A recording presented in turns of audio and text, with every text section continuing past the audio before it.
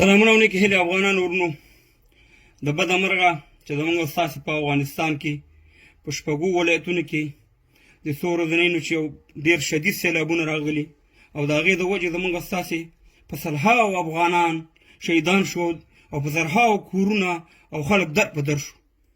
خو زه د دې نه مخکې چې دا ویډیو تاسې وګورئ دا ویډیو شیر کړئ چې زه تاسو ته د حکومت بېغوري وښیم او زه تاسو ته د حکومت هغه پټ شیونه وښیم چې تاسې به دلته به ما دوه میسیجونه لګولي یو په پښتو یو په انګلیش. افغانان ورونو موږ او تاسې به هم کومک کوو د افغانستان سره د دغه خلکو سره چې سم د وسه کېږي موږ او تاسې بیا کوو.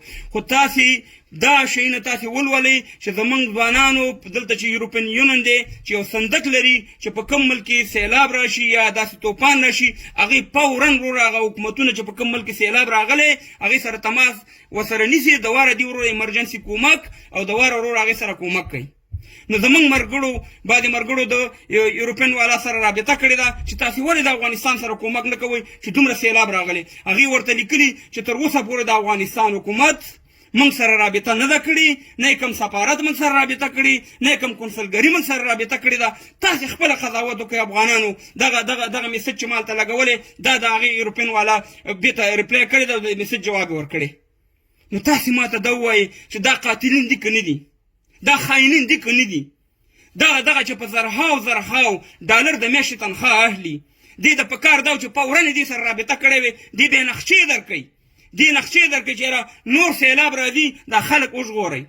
مګر هم د دې پکې نه بچي وژل کېږي، د دې پکې نه فامیل وژل کېږي، د دې خو کار د ډالرو سره دی. او خدای په سترګو خدای مړانده کا. دغلته چې په هر دنیا کې سیلاب راشي، په هر دنیا کې یو طوفان راشي، که په امریکا کې وي، که په چاینا کې وي، که په پاکستان کې، په افغانستان کې وي، فوراً د هغې وطن د هغې ملک فوراً ورو د یوروپ سره رابطه کوي چې موږ سره کومک شي. دوی فوراً مو ایمرجنسي کومک ورسره کوي. نو تاسې دا تنخواګانې دي چې شي اخلئ په زرهاو ډالر د میاشتې. دغه سفارتونو والا دغه کنسلګریانو والا صرف په توره کورتۍ او په تورو موټرو کې ګرځئ او په زرهاو ډالر د افغانستان دلته مصرفوئ. چې دلته د افغانستان خدمت راشي یا د یو افغان خدمت راشي تاسې ټیټ سرونه نیولي دلته ناستئ. تاسې ته شرم نه دی په کار که تاسې چې ته په وخت سره د دې غم کړی وې او دغه نقشې م اخیستې وې او خلکو ته م ویلې وې چې اګاهي م ورکړې وې نور خلک به د مرګ نه بچ وې. خو زموږ د ملي اردو والا نه تاسې د قربانۍ په سان جوړ کړي دي. په 15,000 افغانۍ وانې هغه اقربانان په سیلاب کې دي هلیکاپټر ورسره یې کومک کوي، هغې ورسره مرسته ورسره کوي.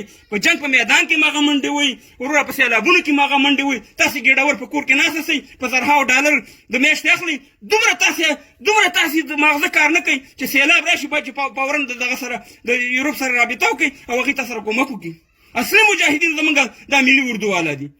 خدای تباه و برباد کا. د خلکو د ژوندونو سره تاسې لوبه کوئ. یا اشرف غني صاحب یا چارواکو زه تاسو ته دا ویډیو شیر کړئ او هغه منافقینو ته ورسوئ چې څوک د دې په سر تنخوا لي چې هغه د نړیوالو سره چې دا سیلاب راشي او رابطه کوي.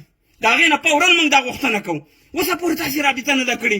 زموږ یو عام افغان د جرمني نه یا د لندن نه پاسېږي هغه رابطه کوي او تاسې هلته تنخوا لئ. صاحب مهربانه رابطې نه کوئ. ډېر د افسوس خبره د افغانانو زموږ د حکومت په دغه بېمانۍ زموږ د حکومت په دغه کار واني چې دا افغانان دا په خپله وژني. که چېرته یې مخکې نه غم کړی وې دومره افغانان به تلفات به موږ نه ورکړی. دا ویډیو مخکې شیر کړئ چې دغه خلکو ته ورسي څوک چې تنخوا اخلي تر اوسه پورې یوروپ سره رابطه نه ده کړې چې زموږ افغانستان سره کومک وکړي. موږ او تاسې به هم کومک کوو خو اصلي کومک د یوروپ باید د دې غم وکړي او دغه خلک رابطه وکړي د افغانستان حکومت. دا مخکې ویډیو مخکې شیر کړئ.